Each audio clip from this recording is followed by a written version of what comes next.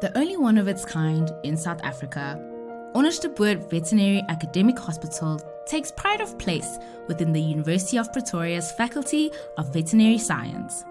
It offers comprehensive, affordable treatment to furry, feathered, and scaled patients, including pets and wildlife of all shapes and sizes, 24 hours a day. You can be confident that all our patients are in caring and competent hands of qualified experts assisted by enthusiastic, attentive students under professional supervision. The facility is a center of excellence, with specialists covering an unrivaled variety of disciplines all under one roof. We serve the community through our location visits to help care for those who can't do so themselves. Each case becomes a model of best practice, clinically and ethically, with treatment based on scientifically proven research and knowledge. The experience and expertise of the specialists can also provide innovative solutions to unusual problems, and when an inside view is needed, digital radiography, ultrasound, computed tomography, and nuclear imaging are available to facilitate diagnosis. No matter whether you're big with a routine little problem or tiny with a big ache, you'll always be welcome at the Onderstepoort Veterinary Academic Hospital, and you can be sure that you'll receive the best care possible.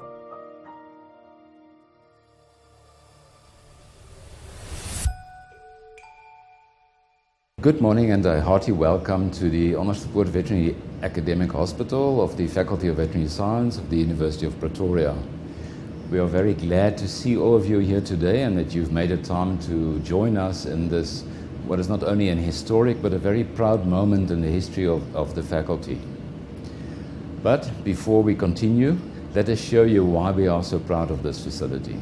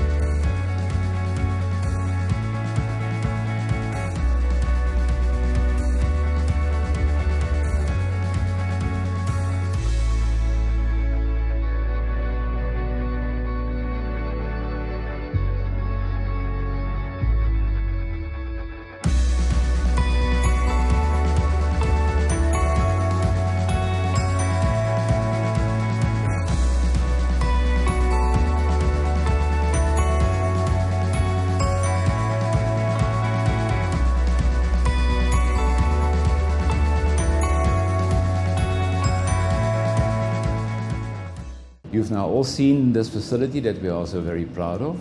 I would now like to hand over to the Dean of the Faculty, Professor Vinny Naidu.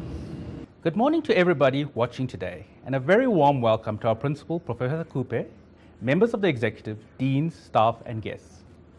It gives me great pleasure to be part of the official opening of the newest edition of the Veterinary Academic Hospital, or OVAH as we know it, being the commissioning of a state-of-the-art MRI scanner. While COVID unfortunately delayed the placement of the equipment in what we hoped would be a centenary improvement this last year, we are nonetheless thankful that we have reached the end of the journey and that the project got completed despite the trying times. The opening of the MRI unit today is also hopefully one of a series of additions we foresee being made to the OVAH as we make it a truly outstanding multi-species tertiary care hospital. For those that may not be aware, the new MRI follows on the addition of a new wildlife wing to the hospital and a new high care and ICU unit. So what does this addition mean to the faculty? To understand this, we need to look back in history. While we are the only veterinary faculty in South Africa today, we are the second oldest veterinary school in Africa. We offer the second oldest medical-based degree in the country, with only the MBCHB at UCT being older, and we are undoubtedly the premier veterinary clinical training facility on the continent. However, this level of excellence did not just happen and has been a long journey that follows on many years of pioneering development in the field, which started in 1925 when the first veterinary academic hospital was opened at the Onderstepoort Bacteriology Laboratory across the road. The faculty saw the next major leap in its clinical development when the University of Pretoria opened its first hospital in 1954, when it formally took over all veterinary training from the then Department of Agriculture. The third major step came when the current OVAH was opened in 1993 as a world-class comprehensive teaching facility. Over its 30 years of existence, the OVAH has allowed the faculty to make many groundbreaking achievements, from surgical interventions to the further understanding of devastating diseases like babesiosis.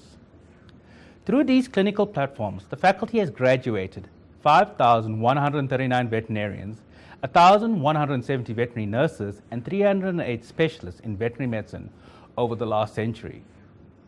So what does this newest addition to the OVAH bring to the faculty? It allows the clinical staff of the OVAH to be at the cutting edge of veterinary diagnostics. At this point, one question may arise, being why? Why invest so heavily in veterinary education? The answer is fairly simple. By investing in facilities now, we are investing in the future of the country and our economy. Allow me to elaborate. The simplest and smallest benefit that an MRI scanner brings is that it will be used on patients entering the OVAH, be it pets, horses, or wildlife. The immediate impact of this is that patients at the OVAH will receive the most up-to-date care.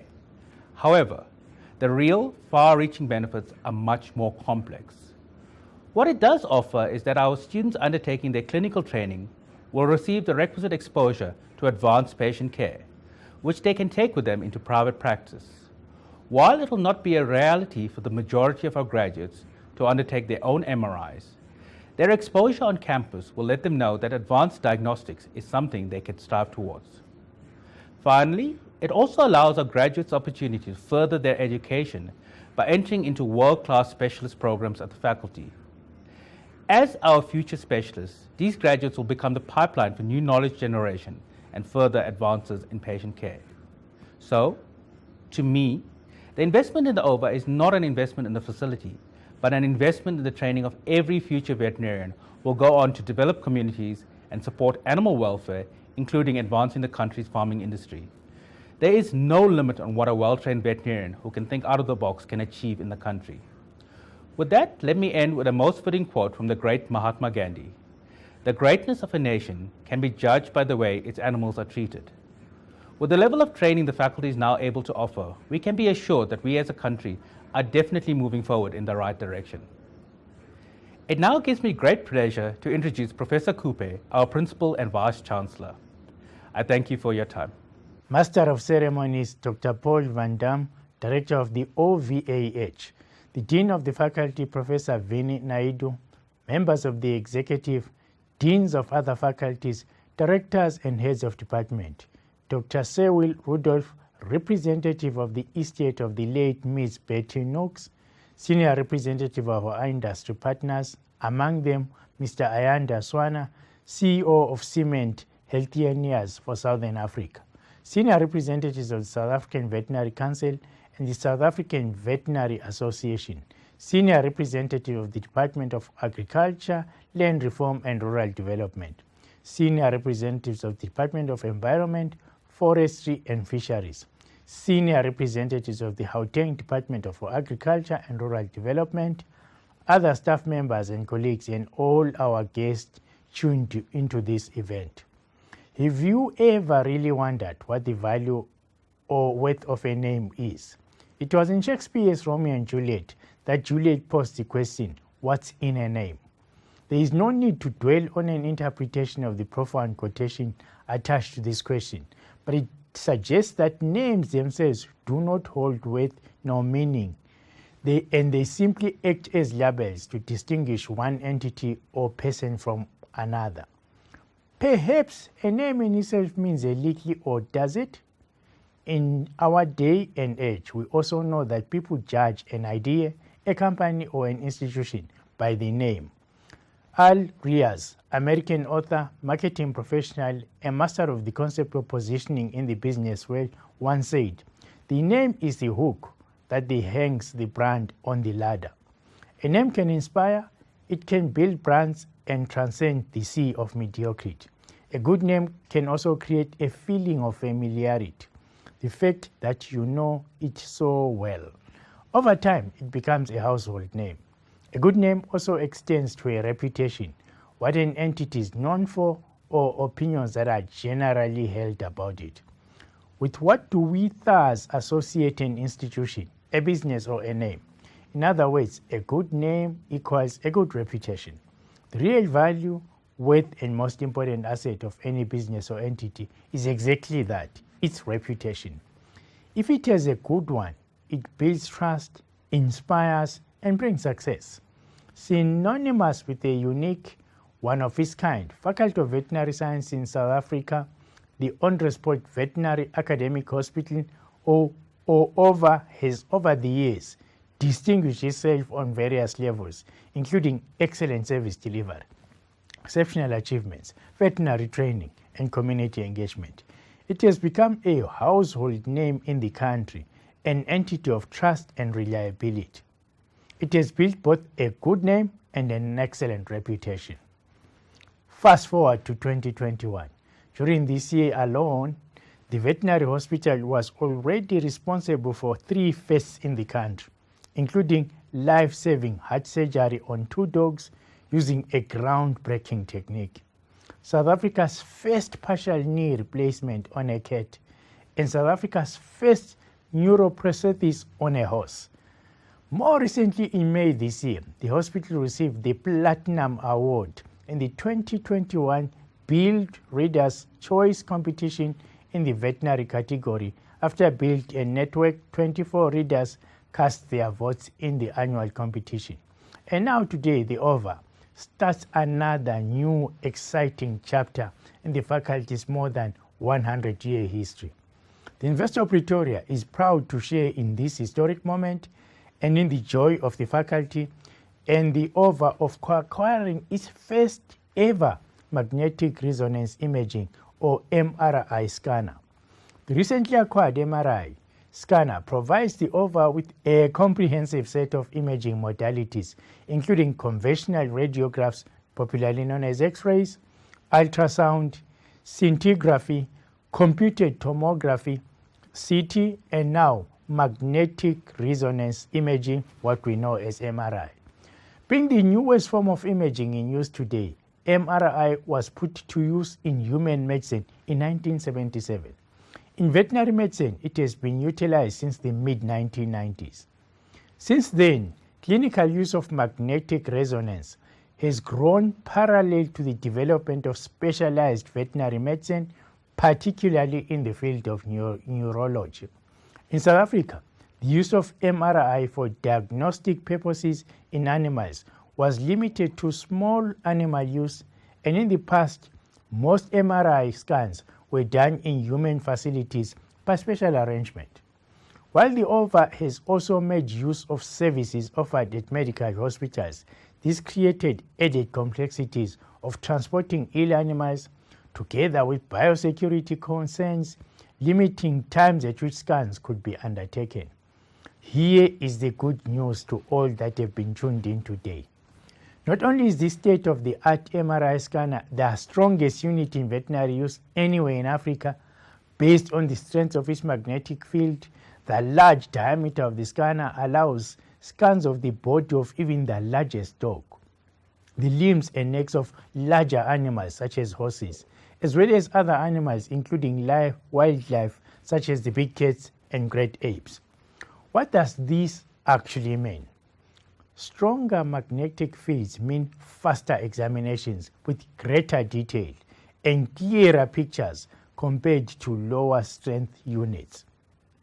By providing excellent images of soft tissue, the MRI scans enable the veterinary clinician to make an accurate and often early diagnosis, allowing properly targeted treatment plans.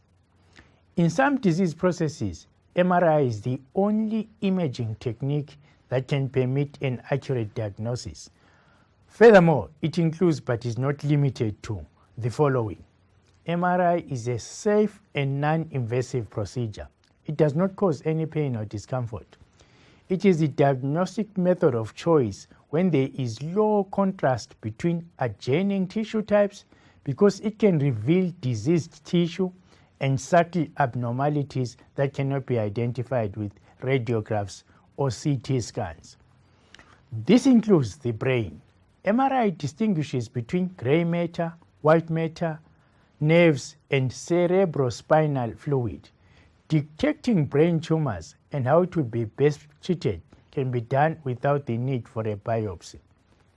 Within the locomotor system, it can distinguish between muscles, tendons, and ligaments surrounding joints, joint fluid, and joint cartilage.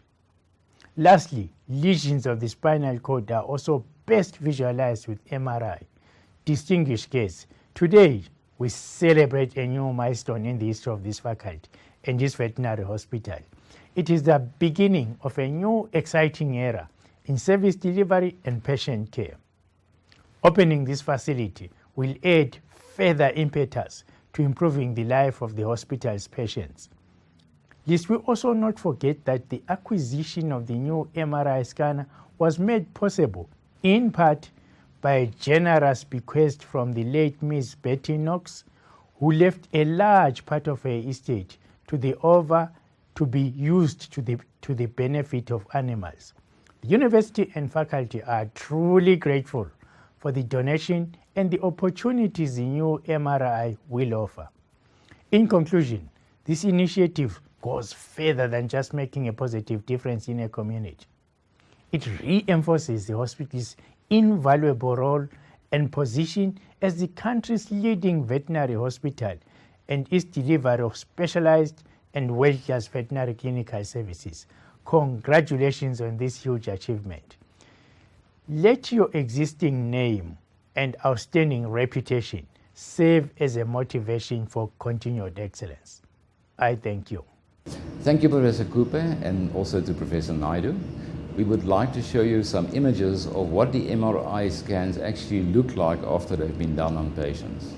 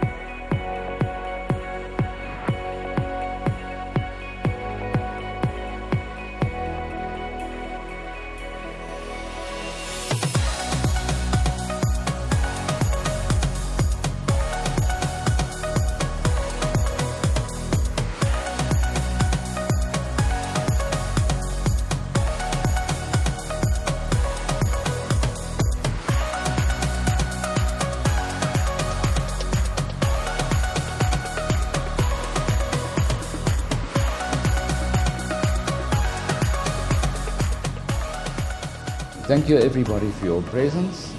We hope you enjoyed it and that you will support this new facility at the faculty.